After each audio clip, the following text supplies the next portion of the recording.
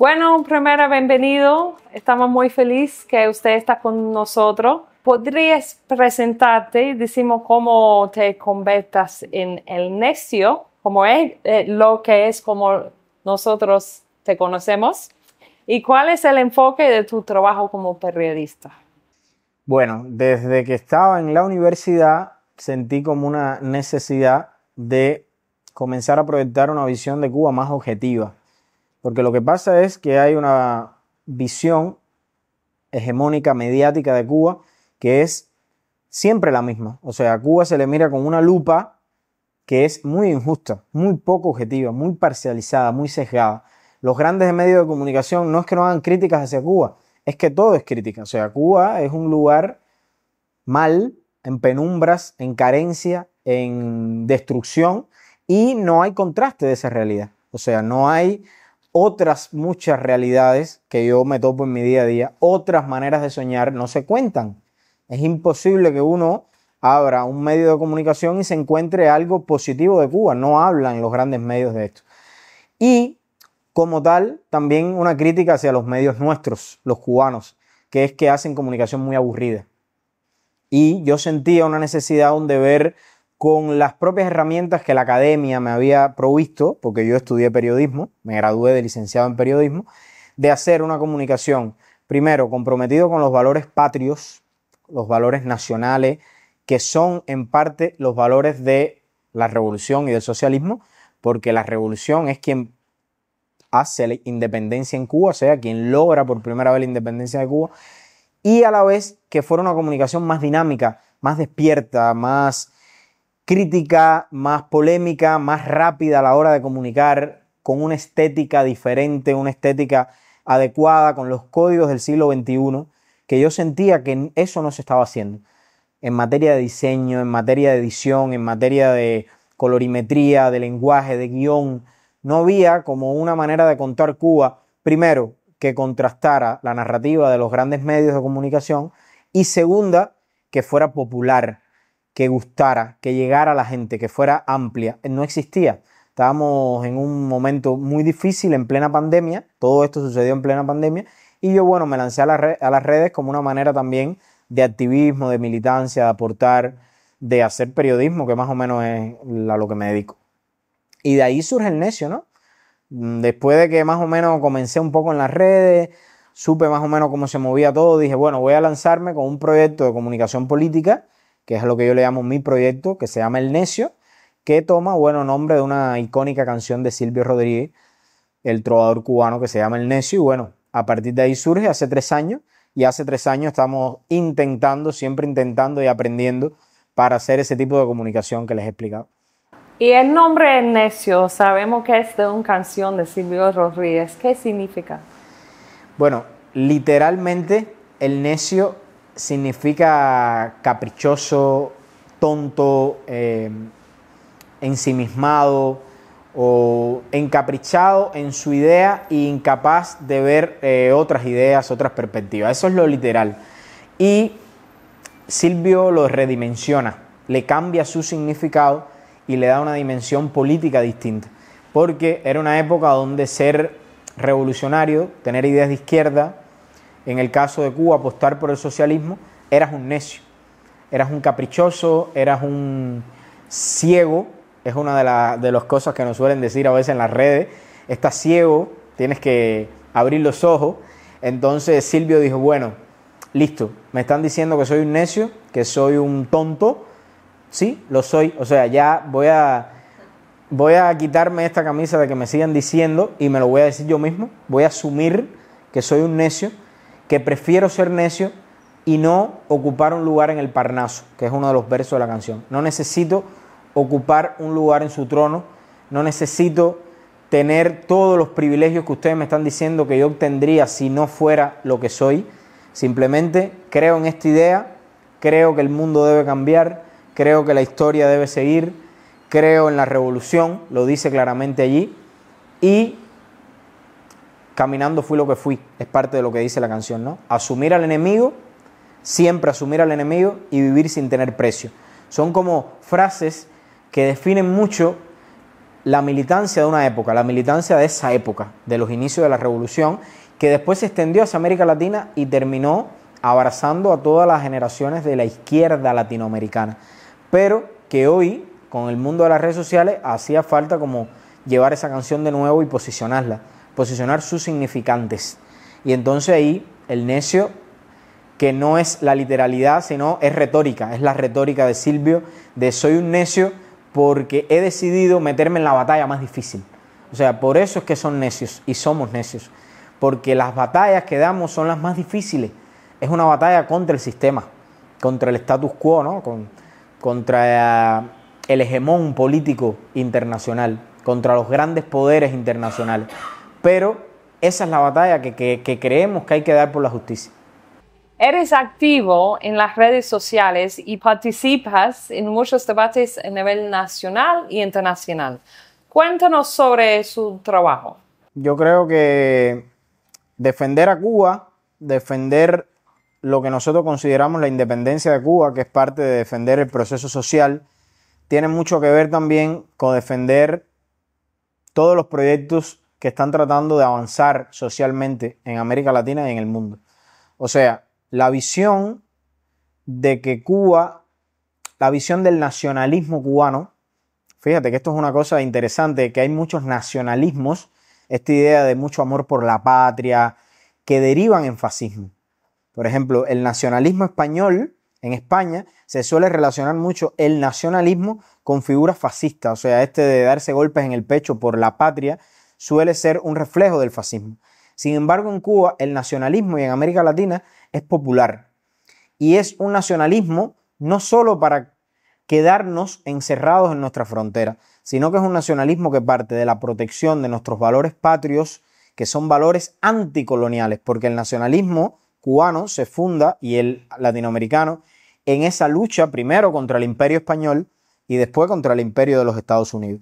Entonces, ese nacionalismo popular deriva y también se expande hacia un internacionalismo popular y bueno, internacionalismo proletario. Entonces, por eso es que también me ven constantemente en polémicas internacionales, sucesos que están ocurriendo alrededor del mundo, en América Latina, tratando de opinar, tratando de informar. Siempre estoy ahí atendiendo a los sucesos en México, en Colombia, en Argentina, que es un foco hoy de batalla mediática muy importante, en Venezuela, en Chile, en España, en Estados Unidos. Entonces, ya te digo, es una lucha que es internacional, es un cambio del mundo, o sea, no buscamos y no pensamos solo que debe haber un cambio nacional, sino que la historia tiene que seguir avanzando en planes sociales, en garantías, en derechos hacia los seres humanos, con las características de cada modelo, con la independencia de cada país, pero sí teniendo en cuenta que es injusto el neoliberalismo, es injusto el sistema en el que vivimos, es totalmente injusto el sistema mundo, las relaciones norte-sur.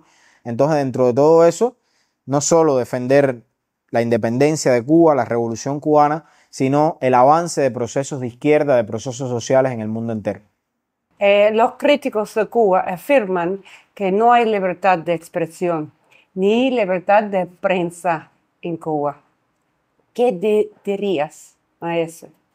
Bueno, mira, el problema siempre está en esa palabra tan contradictoria que es libertad, porque la libertad no es una entelequia política que le quepa todo, ¿no? Es libertad en función de algo. No es lo mismo la libertad del empresario que la libertad del obrero. Entonces, como no es lo mismo la libertad del empresario y la libertad del obrero, cuando decimos libertad es libertad de quién y para qué. Entonces, primero sustraer esa idea de libertad siempre hay que ponerla en contexto. Nosotros creemos en la libertad, yo y nosotros como colectivamente, los que luchamos por esta idea, creemos en la libertad de nuestra clase, en la libertad de una clase social, de la clase obrera, la libertad de los pueblos oprimidos del mundo. Esa es la libertad que creemos. Entonces, hoy la palabra libertad está en boca de muchos que defienden una libertad, pero ¿cuál libertad? La libertad del empresariado, la libertad de las grandes clases, del gran poder, de seguir explotando y de seguir ganando dinero y acumulando capital. Cuando Milei dice viva la libertad, no está diciendo viva la libertad del pueblo, no está diciendo viva la libertad de los pobres, está diciendo viva la libertad de los que ya tenemos poder y necesitamos esa libertad para seguir acumulando poder. Entonces, partir primero de esta idea, ¿no? Desmontar la idea esta de libertad en llano. Hay que como que significar siempre la libertad. Pero a mí me dice cada vez más gente que viene a Cuba, extranjeros que vienen a Cuba, me dan la idea de que Cuba es un país de pensamiento único, donde la gente habla bajito, donde nadie critica, donde no se habla mal del gobierno. Y a poco, así me decía un español hace poco, a poco que uno conozca a un cubano, a poco que uno salga a la calle, sabe que eso es tan falso, porque en cada esquina de este país la gente está haciendo críticas, la gente está hablando mal o bien del gobierno, abiertamente. Yo me lo topo en mi barrio, mis vecinos, en la esquina tomando el bus, tomando la guagua que le decimos acá al bus, en un lugar comiendo, en cualquier lugar uno se encuentra gente hablando de política, porque el cubano es un ser muy político. O sea, si uno va por muchos países del mundo y se encuentra que los ciudadanos son personas como que tratan de no meterse en política, de no opinar de política, de no entrarse en esos asuntos, como que la política es muy tóxica. Bueno, en Cuba la política es un modo de vivir y la gente siempre está hablando de política. Entonces el ser humano es muy político y en cualquier lugar está haciendo críticas. Está diciendo lo que le hubiese gustado de la última medida, lo que no le gustó, está criticando a un ministro, está criticando al presidente. Eso ocurre, constantemente ocurre, y ocurre muchas veces también de manera organizada, en las redes sociales, en grupos de debate, o sea, en cualquier lugar uno encuentra crítica, encuentra expresión abierta, como en cualquier sociedad que se considera democrática, ¿no? O sea, yo considero que Cuba, que la gente venga a Cuba y vea eso, ¿no? Lo que pasa es que también se habla mucho de que vienen con algunos de los clichés del sistema, algunos de las, digamos, columnas del sistema capitalista, que es, por ejemplo, el pluripartidismo, que haya muchos partidos políticos. En Cuba se decidió hace muchos años que ese sistema era obsoleto y que la democracia no dependía del pluripartidismo, dependía de la participación popular. Porque en muchos países hay partidos, hay varios partidos y no hay participación popular. O sea, ¿qué hacen con que haya muchos partidos si no hay transformaciones sociales, si no hay participación popular? Y en otros, como Estados Unidos, que hay partidos, hay dos que son los únicos que están en el poder y que prácticamente son lo mismo. O sea, a la interna tienen algunas diferencias, pero mantienen el mismo status quo, son prácticamente las mismas medidas, la política exterior es la misma, o no estamos viendo prácticamente que la política de Biden es casi igual la política exterior que la de Trump. Mantener el genocidio de Israel en Palestina, seguir aportando armas a Ucrania, o sea, atacar a Cuba, sigue siendo la misma política exterior, no hay ningún cambio. Entonces son democracias ficticias, o es una ficción de la democracia. Entonces nosotros dijimos, mira, vamos a superar este juego de la democracia partidista y vamos a crear un sistema parlamentario distinto, donde haya representación de todas las capas populares, donde haya deportistas, un cura de una iglesia, un cantante, un trovador, un militar, un estudiante. Eso es lo que compone nuestra asamblea, el cuerpo legislativo cubano. Entonces, ¿retos para tener más libertad? Sí, hay. O sea, para mí sería una ceguera decir que en Cuba hemos conquistado la libertad o que tenemos el sistema más democrático. Falso. En Cuba tenemos retos democráticos por superar. Hay cosas que la gente necesita que salga mejor. Hay escaños de participación que no están saliendo adecuadamente. Debería, por ejemplo, haber más debate, aunque lo hay, que esto es una cosa que siempre se trata de ocultar, pero debería haber más debate al seno de la Asamblea Nacional. Deberían ponerse los tópicos de debate y que haya diferentes propuestas, que haya un debate sincero, que la gente crea en el ejercicio, ¿no?, parlamentario. Yo no digo que no haya necesidad de profundizar la democracia socialista cubana, pero que nosotros tengamos que imitar otro modelo democrático, que tengamos que copiar lo que hacen otros, no. Nosotros tenemos nuestro modelo, la libertad de expresión en ese modelo está garantizada, la libertad de prensa está garantizada, porque en Cuba hay medios estatales, hay medios privados operando, esto se sabe poco, Hay medios extranjeros, está CNN, está BBC, está El País, está EFE, hay medios extranjeros aquí con sus corresponsales, hay medios privados e incluso hay medios pagados por el gobierno de los Estados Unidos, abiertamente y públicamente pagados por el gobierno de los Estados Unidos, que están operando en Cuba, que tienen sus corresponsales en Cuba. Sus periodistas no están presos. Tienen a veces choques con algunas autoridades de la seguridad del Estado cubana, pero no están presos, están haciendo periodismo, están en la calle. Entonces, esto contrasta mucho con la idea de que no hay libertad de prensa. Sí la hay, ocurre hace tiempo, y por eso también es que Cuba tiene un reto, porque de tantos medios extranjeros que hay aquí, la visión de Cuba que se proyecta muchas veces hacia afuera no es la más objetiva, como les dije ahorita. Quiero responder a algo que usted estaba hablando de las críticas de la gente. También estaba hablando de la Asamblea Nacional que está ocurriendo.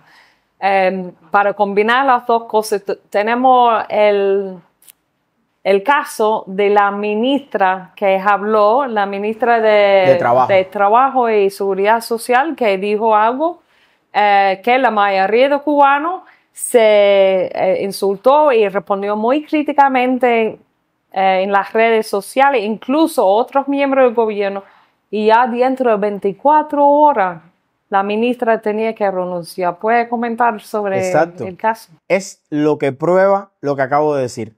Es lo que prueba que en la democracia socialista cubana, a mí me gusta siempre unir esta palabra porque yo creo que la democracia tiene que ser social. La democracia socialista cubana hay dinamismo, hay cambios, hay críticas y hay personas que dentro de ese proceso se equivocan y terminan fuera. Y terminan fuera por las presiones populares y las presiones políticas. O sea, hay un mecanismo democrático que está vivo, ¿no? Así mismo ocurrió.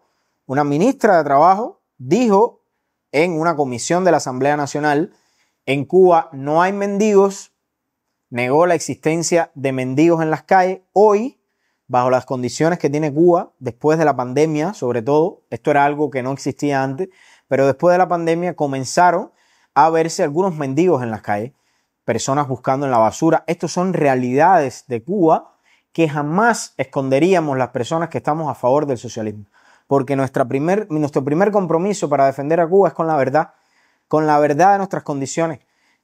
Claro que esas condiciones tienen sus porqués y tienen sus motivos, y el motivo principal, no hay por qué esconderlo, es el bloqueo que impone Estados Unidos. Pero esos mendigos que estaban en la calle, ella lo negó en plena asamblea. Esas personas que hoy buscan en la basura, se burló de ellos, dijo que buscaban en la basura para buscar materias primas, que estaban buscando en la basura una actividad económica no remunerada y que no pagaban impuestos. O sea, dijo cosas que las personas, la ciudadanía enseguida se puso muy descontenta, empezó a criticarla en las redes, se generó una ola de indignación y en menos, la gente habla de 24 horas que se fue la ministra, pero mucho antes, al otro día en la mañana, 7 de la mañana, o sea, amaneciendo prácticamente, el presidente estaba ya declarando que le había parecido mal las palabras de su ministra y que ese no es el modo de tratar el asunto de las vulnerabilidades, de la población vulnerable.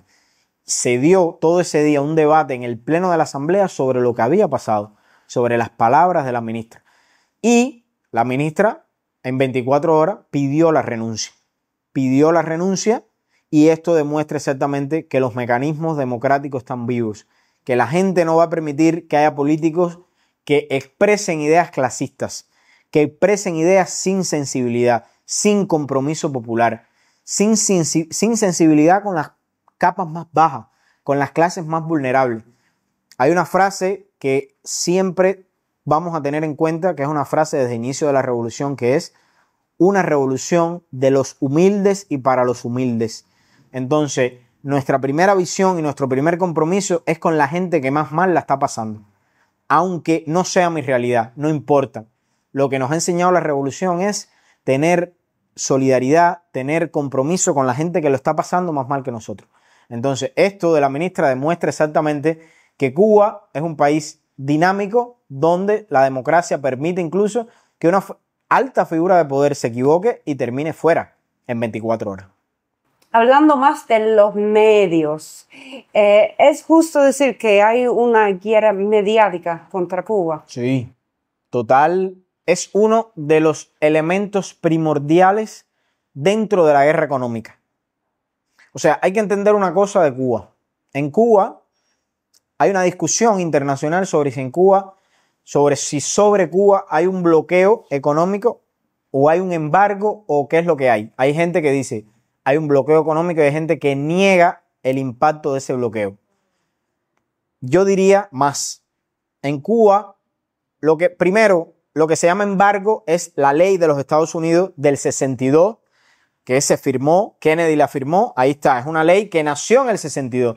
Pero esa ley que nació en el 62 no es la misma de hoy. Eso ha ido aumentando, es un gran expediente al que se le suman cada año sanciones nuevas, modos nuevos de operar. Por ejemplo, la ley Hart-Burton y la ley Torricelli son de los años 90. O sea, no tienen nada que ver con el embargo del 62, de 1962. Son nuevas leyes, nuevas sanciones, nuevas maneras de exprimir a Cuba. Entonces, ya no es solo embargo o bloqueo, como se le llama acá, sino que es una gran guerra económica. Esto hay que entenderlo así. Es una gran guerra económica que tiene diferentes flancos. Una es en su parte directa económica comercial, impedir a Cuba que comercie con diferentes países, con diferentes empresas, impedir a empresas extranjeras que inviertan en Cuba. Después tiene un carácter también financiero, que es que Cuba no puede poner su dinero en bancos internacionales, no puede operar a través de bancos, de plataformas internacionales como PayPal. O sea, es imposible para un cubano tener una tarjeta de Mastercard o Visa, que son tarjetas estándar en la región, o tener una cuenta en un banco internacional, o operar en la plataforma PayPal para hacer pagos. Nada de esto es posible. O sea, es unas restricciones brutales, pero tiene un elemento dentro de toda esa guerra que es el elemento ideológico, el elemento mediático, que es no solo golpear a Cuba económicamente, sino también golpearla por las ideas, desmeritar el modelo cubano por las ideas. Y hay mucho dinero detrás de esa guerra mediática. O sea, primero hay dinero de parte de los grandes grupos de poder, de los grandes medios, que son en su mayoría medios a favor del status quo. O sea, a favor del capitalismo, pero no solo del capitalismo, a favor del capitalismo desigual. Porque el capitalismo también ha ido variando. No es lo mismo el capitalismo de los Estados Unidos que el de Suecia o que el de Noruega. Ahí hay variaciones de modelos. No, los grandes medios están en Occidente en función del capitalismo obsoleto neoliberal del modelo de los Estados Unidos. Entonces, en ese sentido, ellos lo que quieren es tratar también de poner contra la pared a Cuba en materia mediática, ¿no? Que no haya ningún indicio de alegría, de prosperidad, de desarrollo, de una buena noticia de Cuba, ni siquiera cuando las hay. Las buenas noticias se obvian, las malas noticias se miran con una lupa y se proyectan, se reproducen una y otra vez. Y esto estoy hablando nada más de los grandes medios, pero después vienen una serie de pequeños medios, de medios chiquiticos, de medios pseudo independientes que están directamente financiados por el Departamento de Estado. Entonces, disculpa, estás diciendo que hay gente que asumen dinero de esa manera. Sí, pero públicamente. O sea, uno entra a Google, aquí, ahora lo vamos a decir aquí en el podcast, uno entra a Google y pone financiamiento, busquen ahí en Google, financiamiento de la NET a proyectos cubanos. Ahí lo pones en Google y te sale año por año el dinero que ha dado la NET, que es una de las organizaciones de los Estados Unidos, y estoy hablando nada más de la NET, hay otras. Está la organización de Soros, Open Society, ok. Esta organización también da mucho dinero para pequeños medios y para que cobren periodistas, para que cobren militantes políticos también, activistas políticos contra la Revolución Cubana. Entonces hay mucho dinero de varias organizaciones directamente del Departamento de Estado, de fundaciones como la Fundación Nacional Cubano-Americana, que está enclavada en Miami y financia medios como Radio Martí, como Telemartí, como 14 y medio, como muchos medios que reciben dinero de esta matriz, de esta raíz. Entonces, cada vez más la guerra económica ya no es solo de los grandes medios, sino que es un gran conglomerado de grandes, pequeños y hasta periodistas individualmente. O sea, hay gente que no tiene un medio, pero solo en sus redes sociales ataca a Cuba, ataca al gobierno y recibe una mesada, recibe un dinero por hacer eso. Le es rentable. Muchos cubanos hoy llegan a Estados Unidos y en vez de ponerse a trabajar, también la vida en Estados Unidos de un emigrado es muy difícil, presentan un proyecto que puede ser para trabajar en la democracia digital cubana o para trabajar contra el racismo en comunidades periféricas de La Habana. Cosas de ese tipo, enseguida hay financiamiento para ese proyecto. Entonces lo vuelven como una cosa buena, suena... Parece un proyecto social, parece un proyecto de izquierda incluso la presentación que le dan. Por ejemplo, suele decir a veces proyecto para el empoderamiento femenino de las comunidades rurales en Cuba. Así. Y aplican a grants, aplican a dinero y a presupuesto federal de los Estados Unidos y son proyectos que después terminan en ataque al Estado cubano, ataque a la revolución, ataque a las instituciones. Así hay muchos casos. Hoy se está viviendo, muchos cubanos en Miami están viviendo la vida con eso. Y los cubanos mismos que viven allá y que viven aquí lo saben. Saben que son cubanos que no les importa para nada la caída ni siquiera del gobierno cubano. Les prefieren que siga la cosa así para ellos poder tener ese dinero que se destina a la guerra contra Cuba. Hablando de eso, bueno, lo que usted enfrenta, ¿no? Tú tienes más que 250,000 de seguidores en diferentes plataformas de las redes sociales. Y eso es particularmente impresionante, dado la forma en que las grandes corporaciones de las redes sociales usan herramientas como algoritmos para reducir el alcance y la influencia de las voces de la izquierda. ¿A qué desafíos te enfrentas en intervenir en los debates y hacer oír tu voz, dado ese obstáculo? Sí, ya son más de 500,000 en todas mis plataformas. O sea, el cúmulo de todos mis seguidores de mi plataforma ya son más de 500,000 de seguidores. Pues mira, ser cubano es un misterio circunstancial que casi siempre genera problemas. Casi siempre genera rispideces. Y yo desde que empecé en las redes me puse el necio, como ya dije, pero decía el necio Cuba. Porque yo sabía que si yo en mi usuario, yo no me ponía Cuba, yo iba de alguna manera a entrar más fácil, iba a recibir menos críticas. Porque Cuba, para muchos sectores, es muy polémica. Pero para mí era importante que estuviera Cuba, porque yo quería partir del hecho de que yo soy cubano, de que soy una persona que estudió aquí, que se ha formado aquí, que vive en Cuba y que tiene una opinión de Cuba y una opinión del mundo, ¿no? Sólida, con argumentos, independiente, pero es mi opinión, ¿no? Entonces, en ese tema, primero enfrentarme a todo el prejuicio que hay con Cuba, con ser cubano. Hay un prejuicio total con ser cubano en ciertos sectores, ¿no? Y te atacan solo por el hecho de ser cubano. Es incluso hasta una visión media xenofóbica del asunto. Eres cubano, no puedes opinar de política, porque eres cubano. Eres cubano, no nos interesa lo que estás diciendo. Y yo demostré que siendo cubano, yo estaba capacitado para que un sector de América Latina me escuchara y que esas ideas que yo estaba tratando de proyectar para ellos también fueran importantes. Y ahora, ser cubano, o sea, ser cubano ya no es algo que para mí es una barrera, sino que es un orgullo tremendo. Siempre lo fue, pero te digo, ya no es una barrera frente al prejuicio, sino que es un orgullo porque mucha gente de izquierda dice, este muchacho es cubano, es magnífico lo que hace. Es magnífico por las ideas que defiende, pero porque es cubano. O sea, ser cubano, vivir en Cuba y defender todo eso es muy valioso, ¿no? Entonces, primero eso fue como un gran reto. Después están otros que tienen que ver ya con la creatividad profesional, ¿no? Cómo reinventarme, cómo buscar temáticas nuevas, cómo generar contenido en redes sociales que impacte. Porque no solo es tuitear, escribir un post en X o en Twitter o en Instagram. No, es qué genera impacto, qué funciona, qué no funciona, con qué estética, qué le gusta a la gente. A la vez, no siempre se le da lo que le gusta. Hay que también proyectar contenido que eduque, contenido que guíe, ¿no? Entonces, todo eso es como el gran reto de aportar y a la misma vez impactar.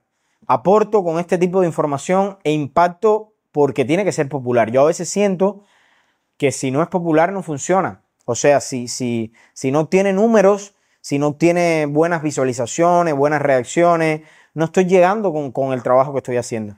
Entonces, eso fue importante también y enfrentarme también a los algoritmos que también en contra de Cuba se disparan. O sea, sobre Cuba hay sanciones de cuenta, sobre Cuba hay imposibilidad de que moneticen, de que ganen dinero con el contenido que hacen en redes sociales.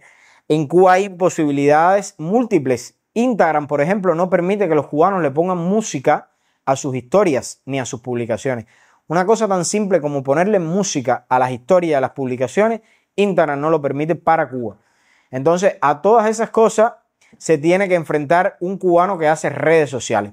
Y nada, es como no importa lo que sea, porque nosotros estamos acostumbrados a hacer guerra de guerrillas.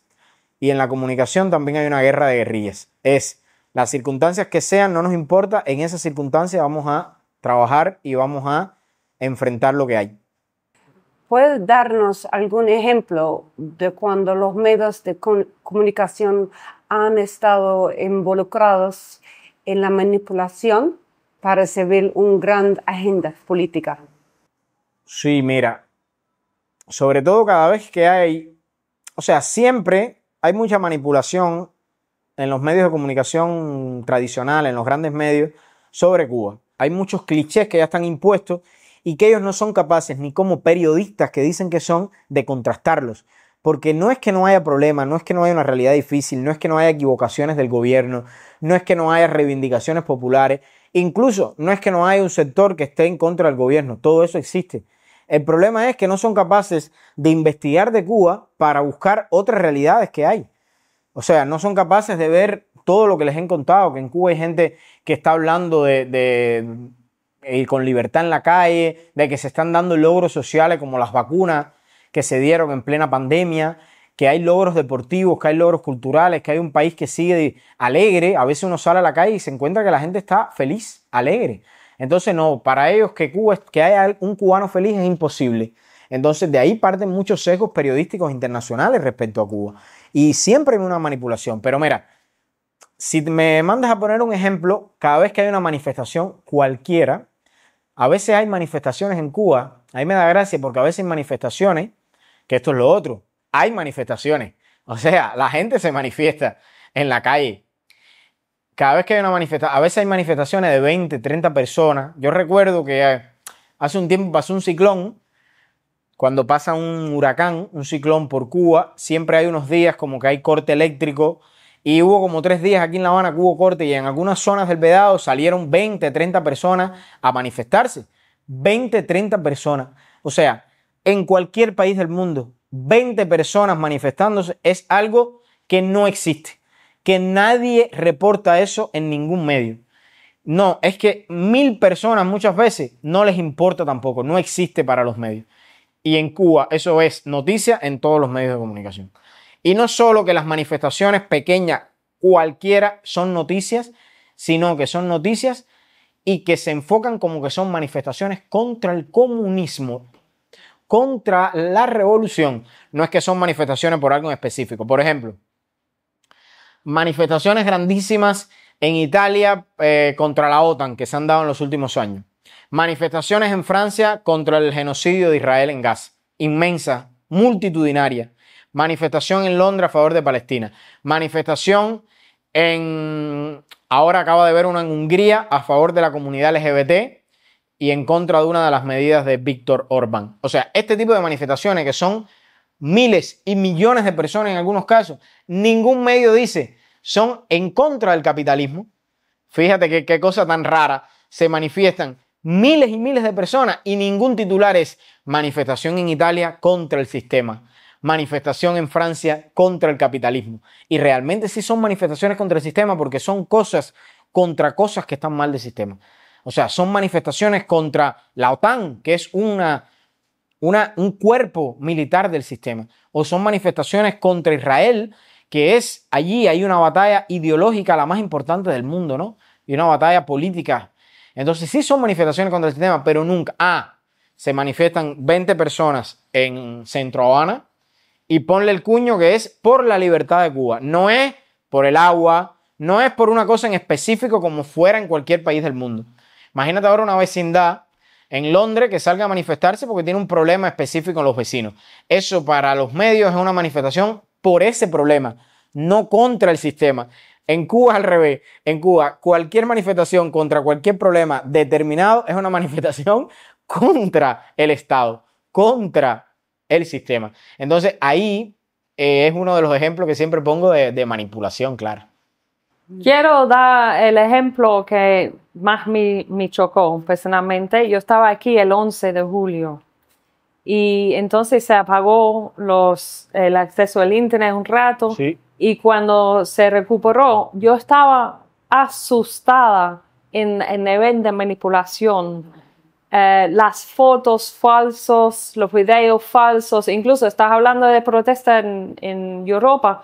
Pusieron protestantes en España con sangre cayendo porque la policía lo habían dado, diciendo que eran cubanos. Pusieron foto de un malecón en Egipto diciendo, mira, la masa salió en... Así fue. Fue increíble. Y yo tenía hasta mis amigos allá en Gran Bretaña mandando mi mensaje, si estoy bien, cómo estoy aguantando la situación. Pero esa había sido una protesta. Sí, sin presidentes en Cuba, porque era nacional, porque era violento en algunos lugares, pero duró muy pocas horas. Y el mismo día yo recuerdo que había protestas en Chile, en Colombia, que gente había sido matado. Yo creo que se fue en Chile, estaban, el blanco era los ojos de los protestantes, estaban a propósito haciendo jóvenes ciegos y no nada salió. Es lo que acabo de decirte, que en Cuba se mira con una lupa. Los medios tienen una gran lupa y cada vez que hay algo en Cuba ponen la lupa así como para que cualquier cosita sea como un gran evento, ¿no? Las manifestaciones del 11 de julio ocurrieron, fueron multitudinarias en algunos casos, fueron en varios lugares del país, pero como tú mismo dices, son manifestaciones que se resolvieron muy rápido y que el nivel de choque, de política de choque que hubo, fue increíblemente mínimo comparado con cualquier país. Sin embargo, en Cuba, para los medios, para los grandes medios, para los medios de derecha internacional, fueron manifestaciones que se pararon por represión de la dictadura, por palo, golpe, encarcelamiento y muerte, ¿no? Este es el relato que hay que posicionar. No ocurre así cuando lo hace Duque en Colombia, no ocurre así cuando lo hizo Piñera en Chile, no ocurre así cuando lo está haciendo ahora Milei en Argentina. No, eso es mantenimiento del orden social, mantenimiento de las políticas constitucionales, ¿no? Ese es. Y sin embargo, no cuentan que en Cuba las manifestaciones del 11 de julio no se resolvieron por un choque policial, sino porque también, como mismo salieron a la calle mucha gente descontenta con el gobierno en ese momento, salió también un gran número de personas mayoritarias a favor del gobierno a defender la revolución. Y se enfrentaron, hubo lugares donde hubo enfrentamientos, pero la gente a favor de la revolución estuvo ahí. Y si no llegan a estar ahí, las manifestaciones hubiesen durado mucho más días. No hubo un enfrentamiento Estado contra pueblo, no hubo un enfrentamiento gobierno contra pueblo como en telequias políticas. Hubo un enfrentamiento de dos sectores populares que tienen cosmovisiones de la política o que tenían en ese momento distintas. Y eso fue lo que se dio en las calles. Resultado, 11 de julio ocurrió. Ya el día 12 hubo 2 o 3 en algunos lugares específicos, pero ya no había manifestación. Y ya no hubo más. 2 días después, ya Cuba, la revolución, el pueblo cubano, el pueblo militante, el pueblo que está a favor del socialismo, convocó a 100.000 personas en la Piragua, ahí frente al malecón habanero. Sí, yo estaba ahí. 100.000 personas. Entonces demostró Cuba ahí que sigue habiendo un gran número de personas que está con el proceso social.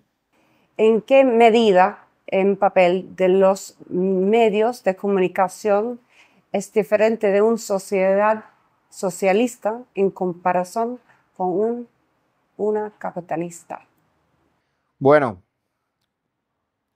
específicamente en que la información que los medios de comunicación proveen, que buscan las temáticas desde el inicio de la rutina productiva, ¿no? ¿Qué temáticas seleccionar? En el socialismo tienen que estar enfocadas en las preocupaciones populares constantemente. ¿Ocurre siempre en Cuba esto? No. No te digo que realmente siempre la agenda pública esté respondida en la agenda mediática. A veces no sucede así. Lo que siempre estamos exigiendo es que suceda siempre así, ¿no? Pero en una sociedad socialista, los medios de comunicación tienen que estar en función de los intereses de las clases populares, en función de las temáticas que agobian a las clases populares. Ahora en México, por ejemplo, hay una gran preocupación con el tema de la gentrificación. Allí tienen que estar los medios, entrevistando a esas personas, buscando respuestas, ¿no? No tienen que estar en función, que esto es lo que pasa muchas veces en las sociedades capitalistas, de los intereses del poder. O sea, ¿qué hace noticia siempre en el prime time de un noticiero en una sociedad capitalista? Donald Trump. El político mayor, la figura de autoridad máxima, los focos de poder, tal empresario, ¿no? O cierto, o incluso iremos más allá a todo el tema de las noticias de naturaleza privada, ¿no? Todos los paparazzi, todo el tema del periodismo paparazzi, de la vida privada de los artistas. ¿Por qué? Porque los medios de comunicación, y aquí parte el porqué de todo, en el capitalismo no son medios, son empresas. Entonces, como son empresas, su principal naturaleza no es informar, sino ganar dinero, ser rentable. Y lo que hace rentable la noticia es lo que a mí como medio me interesa proyectar. Si mis audiencias bajan, lo estamos haciendo mal. Si yo no tengo las 5 millones de personas que me ven cada noche y hoy me dieron 3, hubo un problema. Aunque quizás ese día que tuviste 3 millones de personas, hiciste un mejor programa, proviste mejor argumento para un electorado que necesita argumentos fuertes para poder saber votar el día de la elección, para poder saber elegir mejor. No, ese día para ti fue mal como dueño del medio. ¿Qué día fue bien? El día que hablaste del juicio de una madre, que pusiste el juicio de una madre que tuvo problema con su niña, o de un matrimonio, de un feminicidio, o que un artista que encontraron en la playa con una persona con una relación extramarital, y que o sea, cuando das ese tipo de noticias, generas impacto, logras mucho más audiencia, generas más dinero. Entonces, yo creo que aquí está la principal diferencia, ¿no? En el capitalismo, los medios de comunicación priorizan aquellas noticias, priorizan en su agenda aquello que da mayor audiencia y aquello que da mayor dinero. Y en el socialismo lo que se debe priorizar son valores, lo que se debe priorizar son ideas, lo que se debe priorizar son intereses de las clases populares, o sea, las ideas que defienden las clases populares, sus preocupaciones, las historias de vida de la gente de abajo, que se cuentan muy poco.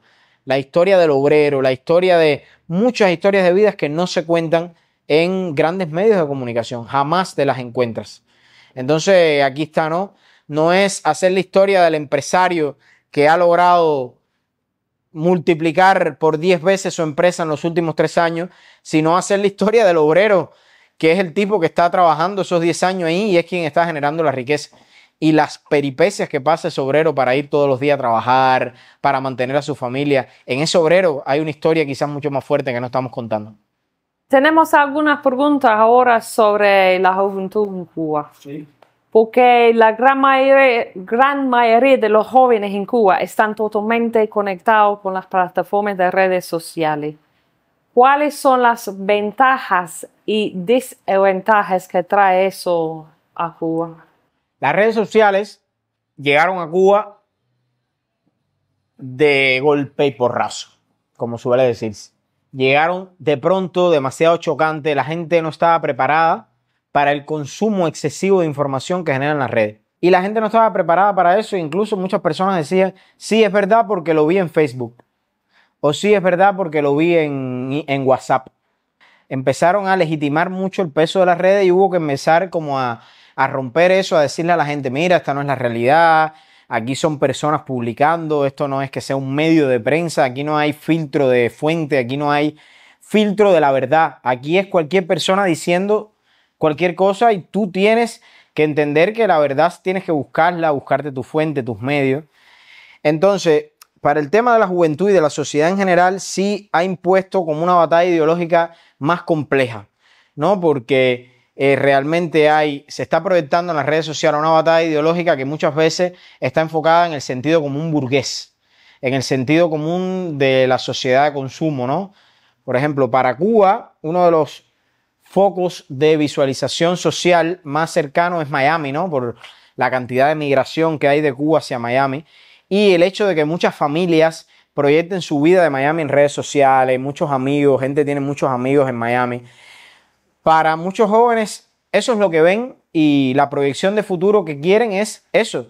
Dicen, yo quiero como mi familiar tener un carro pronto, yo quiero, o sea, empiezan a ver en el consumo, empiezan a ver en ese tipo de cosas una realización personal, ¿no? Entonces allí hay una batalla ideológica para que vean. Y otra es, bueno, que las redes sociales son un mecanismo de disputa, de hegemón amplio que tiene muchas veces figuras de autoridad, influencers, periodistas, artistas, pero también a veces tiene bots, cuentas anónimas que también están lanzando mensajes, que también están proyectando cierto tipo de influencia, ¿no? Y eso dentro del campo cubano ha generado nuevos retos comunicacionales.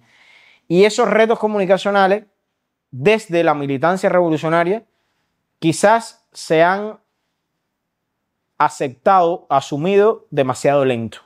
O sea, demasiado lento ha sido el proceso para entender que eso es importante. Incluso hay gente dentro de la dirección del país en Cuba, hay gente dentro de puestos de poder en Cuba que siguen subestimando el peso de las redes, que siguen creyendo que se puede hacer política como la que se hacía en los años 80. Y no es así. O sea, hoy, mientras usted está una vez al mes conectando con un joven mediante algún proceso de formación política, digamos un debate en el aula de la universidad, un programa en la televisión, una canción de Silvio, digamos, aquí estamos poniendo algunos ejemplos de choques con la ideología que ellos pudieran tener. Mientras tú estás en esa lentitud, todos los días ellos están recibiendo por otros canales de comunicación, por otras redes sociales, por otras cuentas, otra óptica, otra visión, otra perspectiva de los acontecimientos. Entonces ahí nos va uno de los focos de batalla ideológica más importantes. Las redes están cambiando la sociedad cubana, han sido imprescindibles en el entendimiento de la Cuba del 2025, son imprescindibles para entender lo que han traído las redes a Cuba, redes que para colmo la mayoría de las que se usan están enclavadas en Estados Unidos y sus dueños son norteamericanos. Entonces no nos queda otra que actualizarnos con mayor velocidad y que salir a las redes dando una guerra comunicacional distinta, con podcasts, con instrumentos, con que los revolucionarios estemos también en las redes haciendo una comunicación atractiva. Ahí está. Cuba han sufrido una emigración masiva, ¿Sí? Con al menos de 1 millón de cubanos saliendo desde 2021. Una gran porción de ellos son jóvenes. ¿Cuál es el impacto en Cuba de esa demográfica? Pues muy fuerte, porque la economía cubana hoy tiene unas condiciones muy distintas precisamente por eso. Porque se han ido 2 millones de personas del país. Desde la pandemia, desde que Trump, vamos a empezar por ahí, el bloqueo sigue. Donald Trump nos pone en una lista de países patrocinadores del terrorismo, injusta, que no valida ningún país del mundo, como tampoco valida el bloqueo, solo Estados Unidos e Israel. Los dos imperios genocidas del mundo son los que validan el bloqueo a Cuba. Entonces, vino este puesto injusto en la lista de países patrocinadores del terrorismo. Vino después la pandemia, en la que Cuba gastó mucho de su economía porque del presupuesto estatal se puso mucho dinero en los hospitales y para la creación de vacunas. Se bajó más de 10 puntos el PIB. El PIB económico de Cuba bajó 11 puntos ese año. Hubo una retracción económica muy grande.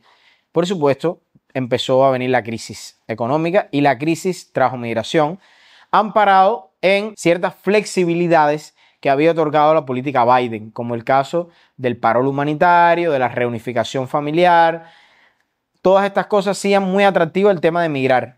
Empezaron a irse muchas personas, 2 millones. Y de esas 2 millones, la mayoría son jóvenes, porque la persona que migra en su mayoría son las personas jóvenes. La persona mayor de la tercera edad no suele acometer este viaje, no suele migrar tanto. Entonces, por lo general digo, entonces esto ha traído que la demografía cubana hoy sea más envejecida. Cuba es el país más envejecido de América Latina, por 2 factores. Uno, porque hay una salud pública de mucha calidad, ¿no? Entonces eso hace que el envejecimiento poblacional sea amplio porque las personas mueren muy viejas. Incluso está como sobre los 80 años la tasa de mortalidad en Cuba, ¿no? El índice de mortalidad está sobre los 80 años, el índice de vejez, y a la vez la migración, la partida de gente joven ha traído que hoy sea mayor el número de personas mayores que componen la sociedad cubana. Esto trae un reto a la hora de la política laboral cubana. O sea, ¿cómo mueves el motor de la economía, los diferentes sectores, si lo que tienes son personas jubiladas? Y a la vez crea un problema presupuestario, que es que tienes un cúmulo de personas que gastan más. O sea, no es que para nosotros, o sea, digo nosotros, el pueblo cubano, ni para el Estado, que es quien ordena ese presupuesto público, sea una carga los jubilados. Pero a término estadístico, a término económico, son un gasto porque son personas que no están produciendo y son personas que necesitan, ya no solo es una jubilación que se les paga, sino que necesitan ciertas atenciones diferenciadas. Por ejemplo, son personas que van más a un hospital, necesitan más recursos médicos que los jóvenes porque enferman más por el tema de la edad. Entonces, gastan más, como les decía, presupuestos públicos y no trabajan. Entonces, esto a una economía como la cubana, tan difícil, tan golpeada económicamente, le trae un reto nuevo, que es que no hay masa laboral. Ahora uno va muchas veces a centros administrativos, sectores públicos, y cuando llega a hacer alguna gestión, hay una persona trabajando cuando deberían haber 10. O sea, en un lugar que deberían trabajar 10 personas, hay 1 o 2, o a veces no hay ninguna.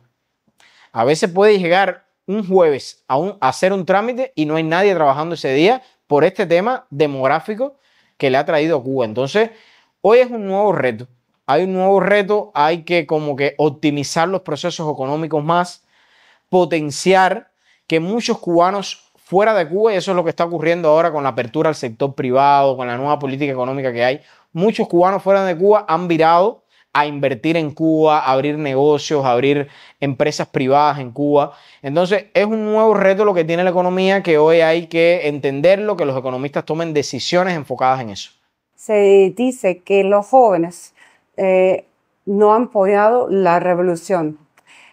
¿Qué nos dice sobre las perspectivas futuras del socialismo cubano?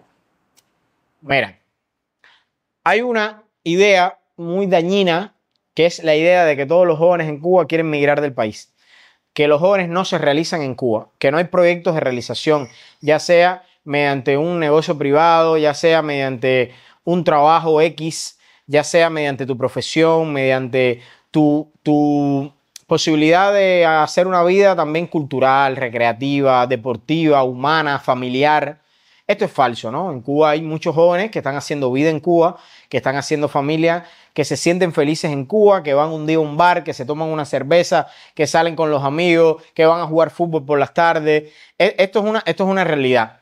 Sin embargo, hay que ser sincero en un asunto que es que sí, desde el punto de vista ideológico, que es uno de los principios fundamentales de la pelea por la revolución, de la pelea por la hegemonía de nuestros valores, sí hemos retrocedido.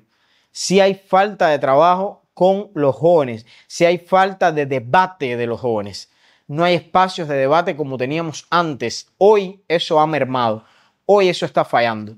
Está fallando al interior de la Unión de Jóvenes Comunistas y está fallando al interior de muchas organizaciones. Y sí es una realidad que hoy los jóvenes tienen menos compromiso con la revolución que años atrás.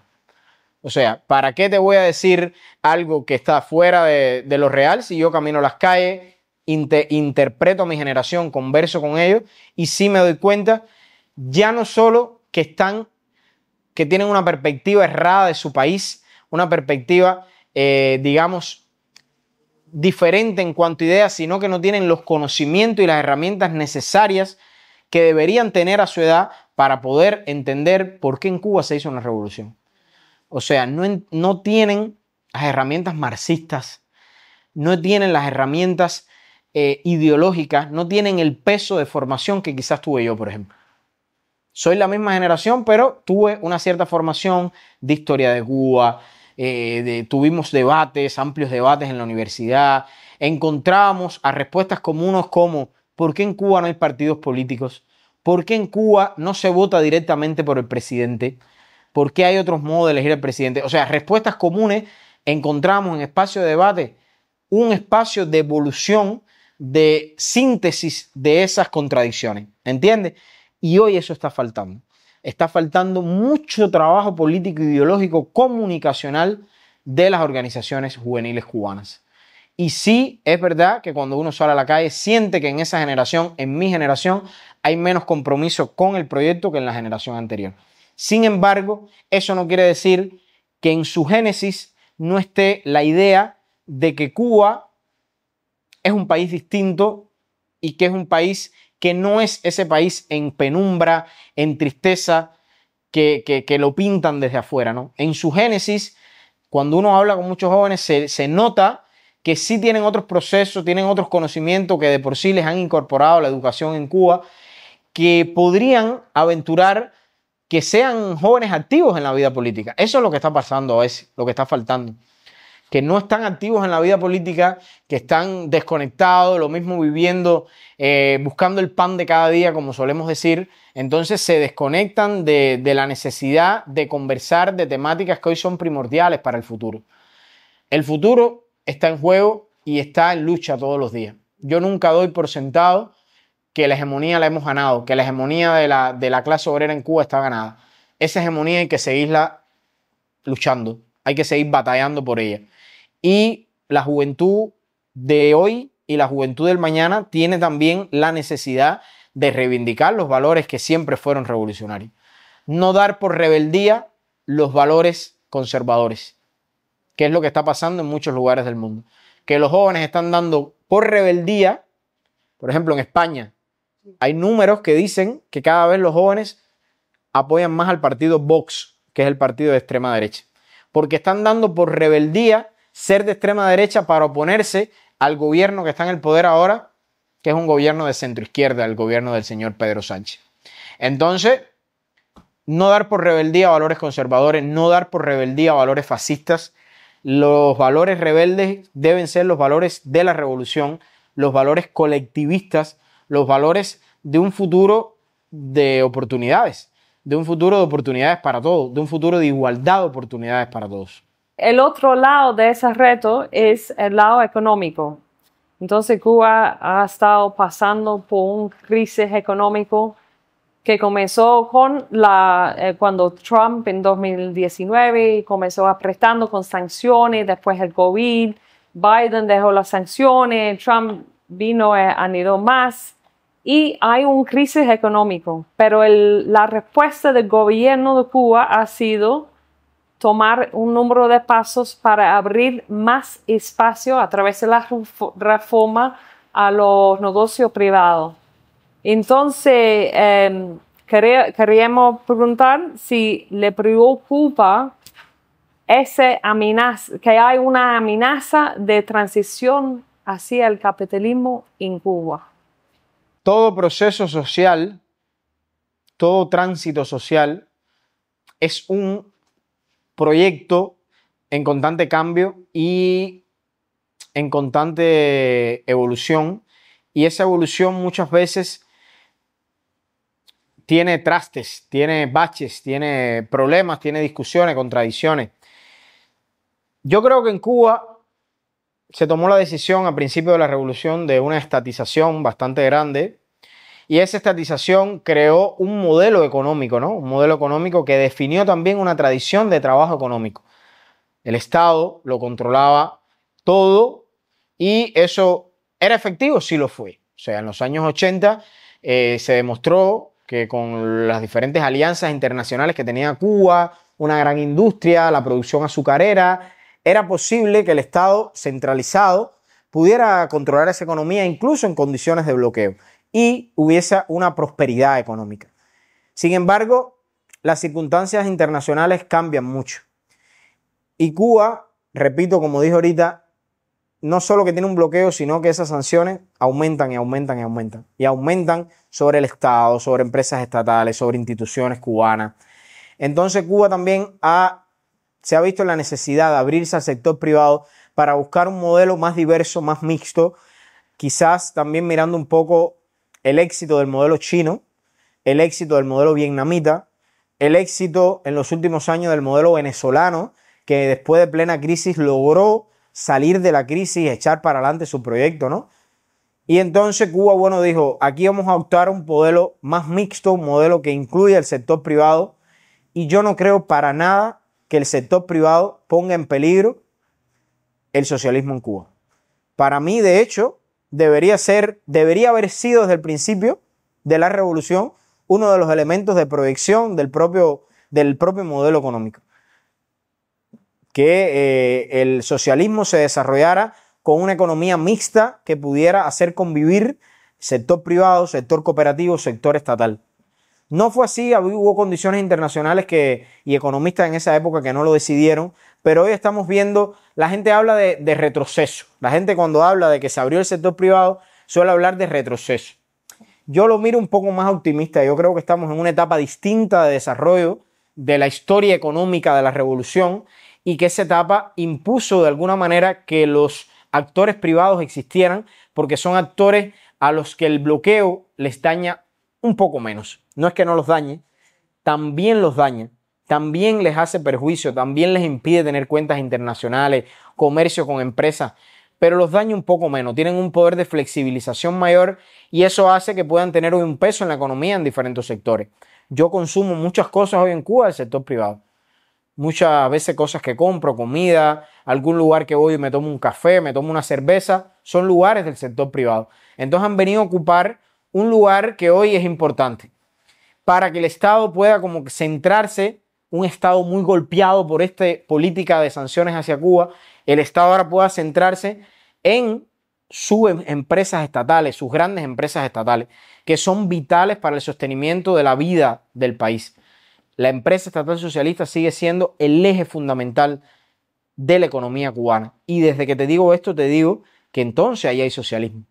Ahí hay tránsito, sigue habiendo tránsito social, sigue habiendo una apuesta por la empresa del pueblo, por la empresa del Estado, por la empresa de los obreros, porque son los obreros los que trabajan en esa empresa y poco a poco van ascendiendo a puestos de poder dentro de esa empresa, hasta presidente o director de ese grupo empresarial. Yo estuve hace poco en una y eso fue lo que me encontré. Obreros que empezaron desde pequeños, que ahora son los dueños de la fábrica. Obreros que empezaron desde la capa más baja, desde el obrero más bajo de una fábrica, y hoy son los directores de la fábrica. Entonces, eso es lo que ocurre dentro del conglomerado de una empresa estatal. Y la apuesta por la empresa estatal tiene que seguir siendo con fuerza, ¿no? Para que ese presupuesto se ponga en función, las ganancias de esas empresas se pongan en función también de los planes sociales que tiene Cuba, que tiene que asegurar la educación, la salud pública, el deporte, la cultura, la atención a los vulnerables, que tanto está en polémica con lo de la ministra, la atención a la gente pobre. Todo eso es primordial, pero también es primordial hoy que el sector privado se desarrolle, que tenga espacios de ampliación de sus negocios, que tenga también conexión con el Estado, que creen negocios mixtos, que el Estado pueda crear empresas junto con un actor privado y puedan potenciar una economía mixta, una empresa mixta. Esto es una de las potencialidades del comercio en China, de la economía china. Empresas muy fuertes que tienen participación estatal y participación privada.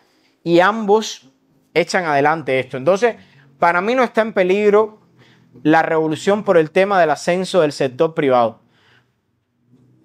Hay una discusión, hay un debate sobre eso. Hay otras cosas que sí están mellando actualmente el proceso. Yo creo más que lo ideológico nos sigue golpeando mucho.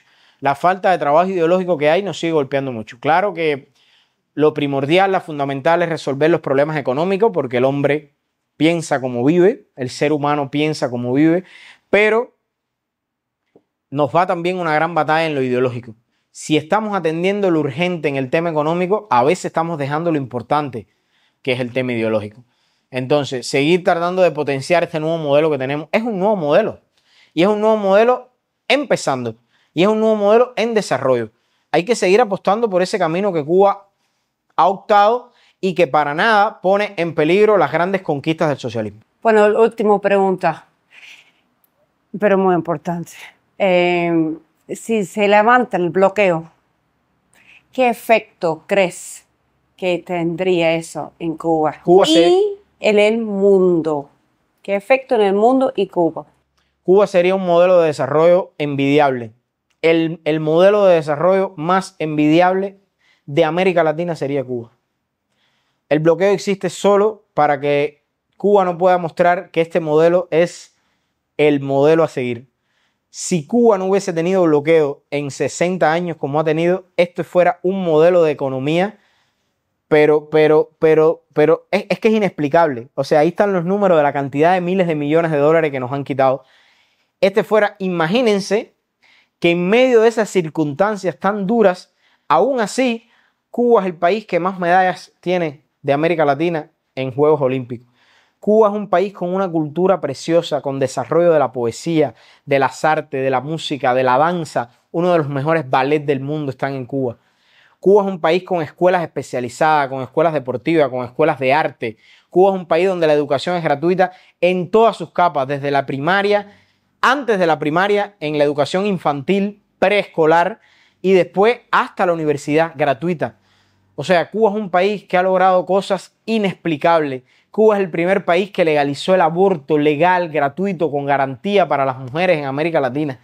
O sea, Cuba ha querido tocar las maravillas, lo que no ha podido porque nos han impedido hacerlo. O sea, otras muchas cosas que quisiéramos, el acceso a comida, que hubiese un abastecimiento en todas partes, que todo el mundo tuviera con su salario acceso a la comida, que el salario fuera extensivo, que todo el mundo pudiera comprar, llenar el refrigerador, después vacacionar en una playa, en un hotel. Eso es lo que quisiéramos, que la gente fuera próspera, porque hay una idea de que los socialistas hacemos culto a la pobreza, hacemos culto a la miseria. No, nosotros quisiéramos al revés, que la mayoría de la población fuera rica, que la mayoría de la población estuviera en un estado de bienestar, y eso es lo que lograría Cuba si no tuviera bloqueo.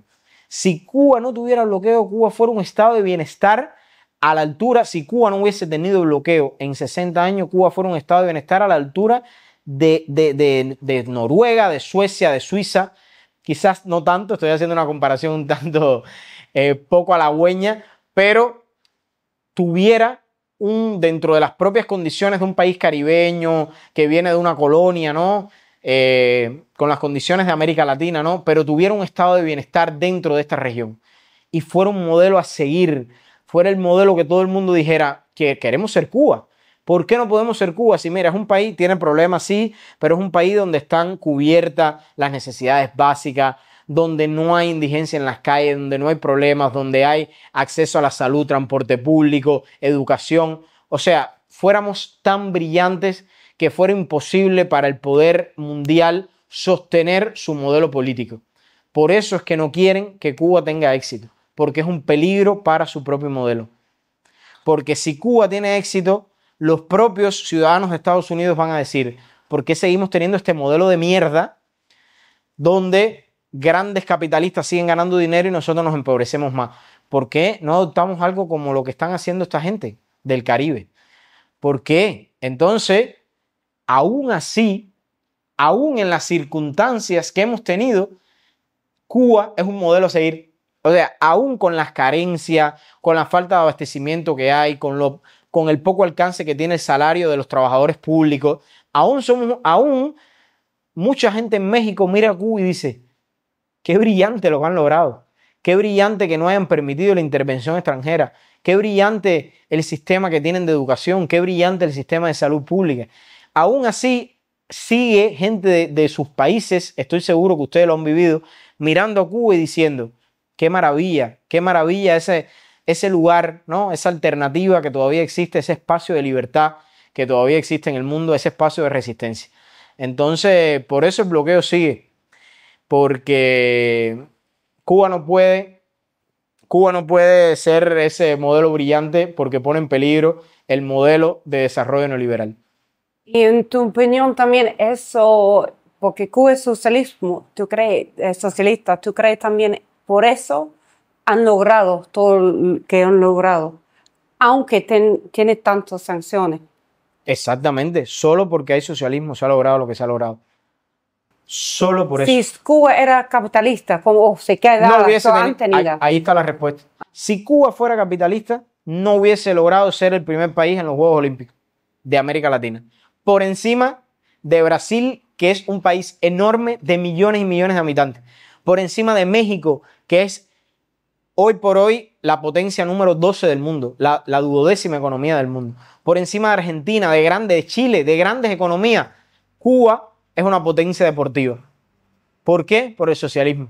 Hay otro ejemplo, dos académicos han hecho una investigación y han mirado la cifra de muertes por malnutrición en Cuba, tomando en cuenta el sistema de distribución de comida. Su investigación va hasta, yo creo, 2015, por ahí, pero con su calculación se han dicho que había más que 16 millones de personas en el mundo que murieron porque en su país no tenía un sistema de distribución de comida igual que Cuba. Y eso incluye, ellos tienen los números de cuántos han muerto en Estados Unidos, en India, en Brasil, porque no tenían acceso democrático a la comida como tiene Cuba. Así es, o sea, son muchas cosas que se han logrado que solo por el socialismo. O sea, ¿de qué otra forma Cuba tuviera uno de los mejores índices de mortalidad infantil de América Latina? ¿De qué otra forma tuviera uno de los índices de envejecimiento mejor de América Latina? ¿De qué otra forma tuviera acceso a la salud pública tan rápida como se tiene en Cuba? O sea, en Cuba tienes algún problema y enseguida estás en el consultorio de la esquina de tu casa o en un policlínico con la atención primaria de salud. ¿Hay problemas dentro de la salud pública? Sí lo hay. Hay carencia. La gente tiene que llevar muchas veces en los últimos años, por la crisis económica, tiene que llevar los insumos médicos. Esas son realidades. Pero la atención primaria está ahí. Cuando a veces la atención primaria, hay países de Europa que demora semanas. Hay gente que tiene un problema y demora semanas para que le den un turno. No, o meses para que la atiendan un tratamiento. Yo estoy seguro que nosotros los dos podemos darles ejemplos personales y mucho de familia y amigos, todo el mundo, ¿sabes? Exactamente. Una cadena, dos años. Exactamente. Aunque tiene el insumo, tiene. Y la atención primaria cubana está ahí, la educación está ahí a la mano, o sea, hay tantas garantías sociales que para el mundo, para los poderosos siguen siendo cosas que la gente tiene que costearse, que no son derechos, son que cada cual, el que pueda y el que no. No, la educación no es un derecho, la educación es el que se la pueda pagar. No, para nosotros la educación sí es un derecho. No solo hasta nivel universitario, sino hasta después. Porque los doctorados también, muchos son gratuitos. Los máster en Cuba son gratuitos. Entonces, seguir la vocación, seguir estudiando es un derecho. Es un derecho. Incluso el ocio en Cuba se entiende como un derecho. Los obreros, yo estuve en una empresa estatal hace poco y el director de la empresa estaba conversando con los obreros para ver qué hacían por el verano, cómo buscaban un bus, iban a la playa para llevar a sus trabajadores a la playa, porque el ocio es un derecho. No es que la gente tenga que pagarse su ocio, es que debe ser un derecho. Nosotros creemos que el ocio, el divertimento, la recreación, el esparcimiento, la felicidad, tiene que ser un derecho. No puede ser un lujo de quien pueda pagarlo. Es que tienen que ser derechos y eso es lo que el socialismo apuesta, porque haya derecho por educación, porque haya derecho por una salud, que tu salud no esté en función de tu bolsillo, sino que esté ahí garantizada, que haya derecho por la cultura, que tú puedas leer, que tengas libros a muy bajo precio, que puedas ir a ver una obra de teatro, que puedas ir a ver un ballet. ¿Por qué ir a ver un ballet es tan caro en el mundo entero y por qué aquí en Cuba se ve casi que gratuitamente por un precio ínfimo? que practicar un deporte sea un derecho, o sea, que la seguridad pública, que la seguridad en las calles sea un derecho. Todas esas cosas son derechos y mientras no los tengamos como derechos, ahí estamos perdiendo, ¿no? Porque viene de los valores. Claro, claro. Ahí empieza con los valores. Es el sistema que defendemos. O sea, es un sistema que no solo está amparado en la necesidad de garantías económicas, de superaciones económicas, la materialidad como fin. Sí, somos materialistas dialécticos. Creemos que Marx es el método. El materialismo, la conquista de aquellas cosas básicas, de tu techo, de tu comida, de tu vestido, es inherente a las necesidades humanas, ¿no? A esa conquista del pan de la que hablaba Mariátegui, un gran político peruano. Pero también nosotros apostamos por la conquista de la belleza, por la conquista de las ideas, porque no solo la conquista de un techo y la conquista, hay gente que tiene eso y más, hay gente que tiene casa, carro, que tiene todo asegurado, que tiene toda su vida y sus ideas son reaccionarias y sus ideas son conservadoras. Porque no estamos hablando solo de la conquista de lo material, estamos hablando de una batalla por las ideas, de que tú entiendas que está mal que haya una gente que no pueda acceder a un hospital cuando está enferma y que tenga que demostrar su seguro médico, que tenga que demostrar que tiene dinero, o que hay un niño de un campo que esté trabajando en una mina de cobalto, como están en África los niños trabajando. Tú tienes que entender que eso está mal, que eso es criminal. Entonces aquí estamos hablando también de una lucha ideológica, profundamente de un modelo de pensamiento y de valores distintos. Como decía Fidel decía, lleva un chaleco moral, ¿no? No es un chaleco físico, es un chaleco de moralidad, es un chaleco de valores. Y decía otra cosa muy fuerte Fidel, que era, al pueblo no le digo cree, al pueblo le digo lee. O sea, no quiero que crean en mí como un evangelio. Esto no es una religión. Yo no soy un Dios, yo no soy un dogma. Yo soy una idea. Y yo quiero que ustedes lean, que ustedes se instruyan, que ustedes tomen cultura, que ustedes debatan. Porque ahí está la ganancia. Fidel sabía que ahí estaba la ganancia de un pueblo culto, empoderado de información. Ha sido maravilloso, Sí. la entrevista muy Sí. iluminante y muy interesante. Pues Sí. muchísimas gracias.